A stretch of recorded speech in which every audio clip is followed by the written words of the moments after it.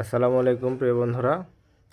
আজকে আপনাদেরকে বলেছিলাম কোল্ড স্টোর খুলেছে রাজশাহীর তানোরের আলমদিনা কোল্ড স্টোর এবং তামান্না কোল্ড স্টোর, দুই কোল্ড স্টোরে কিন্তু আজকে আলু ঢালা পড়েছে। এই কোল্ড স্টোরে আলুর বাজার, আর আগামীকালকে রাজশাহীতে আরও একটি কোল্ড স্টোর খুলবে, সেই কোল্ড স্টোরের বাজার এবং কত টাকা যাচ্ছে সেটি আপনাদেরকে বলবো। আজকে রাজশাহীর তামান্না কোল্ড স্টোর এবং আলমদিনা কোল্ড স্টোর খুলে সেখানে আলুর বর্তমান কত টাকা বাজার যাচ্ছে, সেখানে আজকে আলুর বর্তমান বাজার গেছে 18 টাকা কেজি। অর্থাৎ কোল্ড স্টোরে যে আলু আছে সেই আলুটা কিন্তু আপনার 18 টাকা কেজি যাচ্ছে।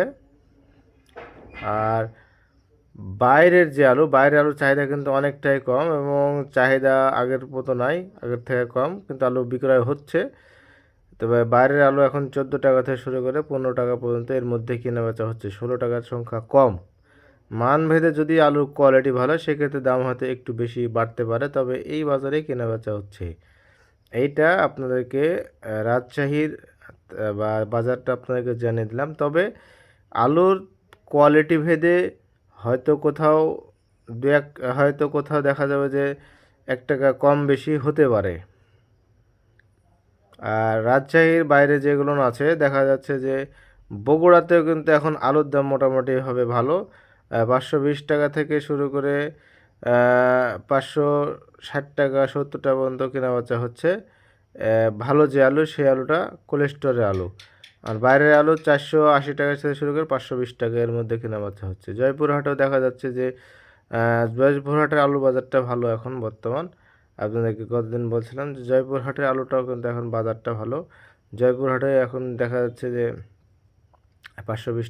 তো জয়পুরহাটের যে বাজারটা গেল, তারপরে এখন দেখা যাচ্ছে যে আপনার কোল্ড স্টোর কালকে যে কোল্ড স্টোরটা খুলবে, কালকের বাজারটা কিন্তু জানিয়ে দেবো। রাজশাহীতে কিন্তু কালকে রহমান ইউনিট 2 কোল্ড স্টোরটা খুলবে। সেই কোল্ড স্টোরের বাজারটা আসলে কী হবে, সেখানে সরজমিনে আমি থাকতেছি।